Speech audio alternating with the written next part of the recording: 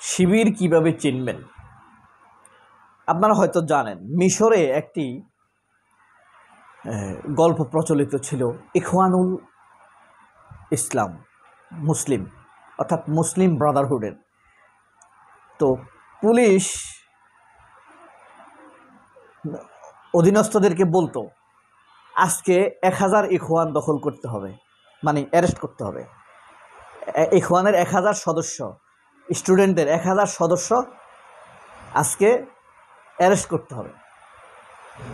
তখন অধস্তন বলতো, আমরা তো ইখওয়ান চিনি না, কিভাবে বুঝবো? তখন বলল, মেয়েদেরকে নিয়ে গেলে দেখবা চোখ নিচু করে থাকে আর প্যান্ট টাকনুগিরার উপরে। এই বৈশিষ্ট্য দেখলে ইখওয়ান চিনে ফেলবা।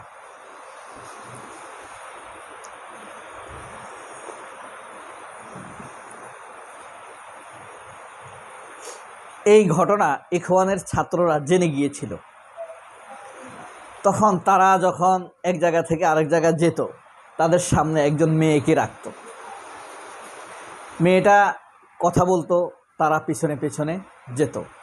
তখন পুলিশ আর খুঁজে পেত না, বলতো এরা তো ইখওয়ান হতেই পারে না, কারণ তারা মেয়েদের সাথে কথা বলছিল। এভাবেই তারা মিশরে ইখওয়ান চেনার চেষ্টা করত। বাংলাদেশে আপনি শিবির চিনবেন কিভাবে?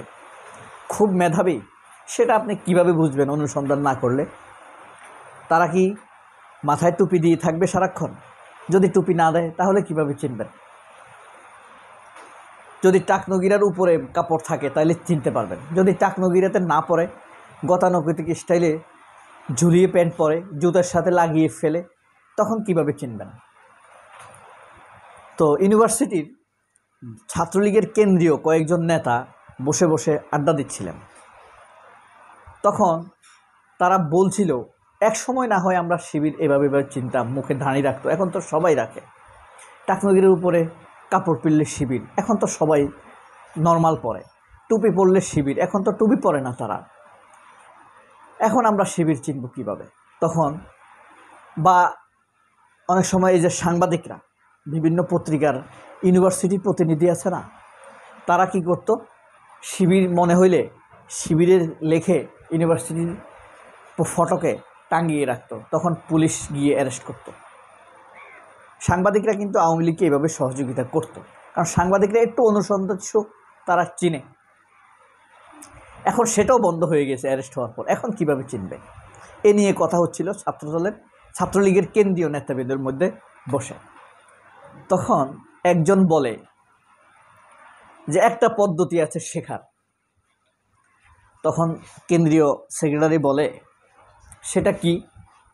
তখন বলে, ধরো তুমি 5 কোটি টাকা পাইছো, 5 কোটি টাকা পাইছো তোমার কাছে আছে। এখন 5 কোটি টাকা নিয়ে তুমি ব্যাংকে রাখবা না, কারণ দুদক অনুসন্ধান করবে। বা 5 কোটি টাকার সাথে নিয়ে তুমি ঘুরবা না, গাড়িতে নিয়ে ঘুরবা না, হ্যাঁ, কারণ নিরাপদ না। এখন তুমি গোসল করতে যাবা, গোসল করতে যাওয়ার সময় নিশ্চয়ই তুমি তোমার কোনো বন্ধুর কাছে রেখে যাবা না, কারণ আমরা যে প্রকৃতির বন্ধু, একজন বলতেছে, আমরা যে প্রকৃতির বন্ধু, আমরা তোমার টাকা খেয়ে ফেলবো, নিয়ে যাব। কিন্তু তোমার কাছে যে ছেলেটিকে রিল্যাক্স মনে হবে যে এর কাছে রাখা যায়, সেই শিবির। অর্থাৎ শিবির বিশ্বস্ত, যে তোমার বিশ্বাস অর্জন করেছে সেই শিবির। তখন ছাত্রলীগের সেক্রেটারি চিল্লায় উঠে কয়, আমার রুমের থাকে রিফাত, সে কি শিবির? আমি তো তাকে খুব বিশ্বাস করি। হ্যাঁ, আমি ভাঙতি টাকা বেশি হলে তার কাছে দিয়ে যাই। হ্যাঁ, অনেক রাতে ফিরলেও আমি তাকে বিলিভ করি। কেউ যদি কোনো টাকা পয়সা পাঠায় বেশি পরিমাণ, আমি বলি রিফাতের কাছে দিয়ে যাও। আমি তো তাকে অসম্ভব বিশ্বাস করি। আমার মনে কখনো আসে না যে রিফাত আমার টাকা খেয়ে ফেলবে, আমার টাকা তছরূপ করবে, আমার টাকা ব্যক্তিগত কাজে ব্যবহার করবে, এই প্রশ্ন আমার আসে নাই। তাহলে কি রিফাত শিবির? তখন পাশের তার আরেক বন্ধু বলে, রিফাত কি মসজিদে যায়? কয়, হ্যাঁ, আজান দিলেই সে অজু করে মসজিদে ছুটে যায়। আবার জিজ্ঞেস করে, রিফাত কি মেয়েদের সাথে খুব বেশি কথা বলে? খুব একটা কথা বলতে দেখা যায় না, পড়াশোনা নিয়ে ব্যস্ত থাকে। আবার আরেকজন প্রশ্ন করে, রিফাত কি মানে মানুষকে গালাগালি করে, খারাপ ব্যবহার করে? না, সেটাও দেখা যায় না। আবার বলে, রিফাত কি প্রেম করে কারোর সাথে? না, আমার জানা মতে কোনো মেয়ের সাথে প্রেম করে না।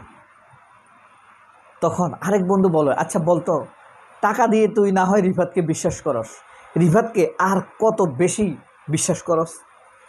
কয়, আমি রিফাতকে এত বিশ্বাস করি, আতিকা ছাত্রীর একটা নেত্রী ছিল না আতিকা যদি আমার কাছে আসে, আর আমার যদি তখন কোনো জরুরি কাজে কোথাও যেতে হয়, বড় কোনো বিপদ হয়, আমি রিফাতকে এত বেশি বিশ্বাস করি, আমি নির্বিঘ্নে বলবো, আতিকা আজকে তুমি রিফাতের সাথে বসে থাকো, আমি আসা পর্যন্ত। আমি রিফাতকে এতটা বিশ্বাস করি। তখন অন্য বন্ধুরা আবার বলে, রিফাত কি সিনেমা দেখে? সে তো মোবাইলেই সিনেমা দেখে না, আর হলে গিয়ে দেখবে কি? তখন সবাই নিশ্চিত আঙ্গুল তুলে বলে ওঠে, ওই শিবির। তো দেখেন, শিবির চেনার বৈজ্ঞানিক পদ্ধতি। ছাত্রলীগের মধ্যে আলোচনা এভাবেই হতো। এখন কথা হলো,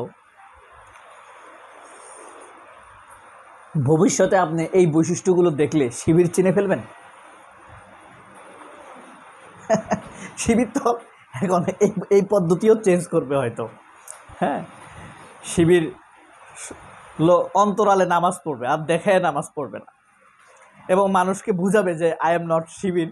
এটা বোঝাবার জন্য মাঝে মাঝে একটা মেয়েকে নিয়ে ক্যাম্পাস দিয়ে হাঁটবে, এটাও তো হতে পারে। স্ট্র্যাটেজি চেঞ্জ করে ফেলবে, এটাও তো হতে পারে। আপনি যাতে বুঝতে না পারেন, শিবির এখন একদিন সিনেমা দেখবে। যদিও এখন সারা বাংলাদেশ শিবির হয়ে গেছে। এখন আওয়ামী লীগ আর থার্ড ক্লাস সাংবাদিকরা এখন একটা বাইনারি ফ্রেমিং সৃষ্টি করছে, শিবির গুপ্ত থাকে।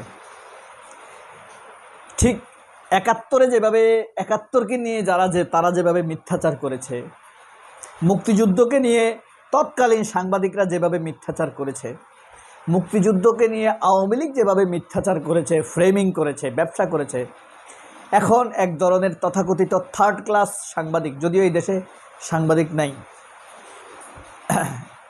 এই ডাকসুর ইলেকশন, শিবির নিয়ে একইভাবে নতুন প্রজন্মের নতুন ফ্রেমিং করার চেষ্টা করছে, নতুনভাবে আদালিং করার চেষ্টা করছে, নতুনভাবে বয়ান তৈরি করার চেষ্টা করছে। শিবিরকে আপনি কতটা চিনেন বিজ্ঞানসম্মতভাবে? কমেন্ট বক্সে লিখবেন। সবাই অনেক ভালো থাকবেন। আল্লাহ হাফেজ। আসসালামু আলাইকুম।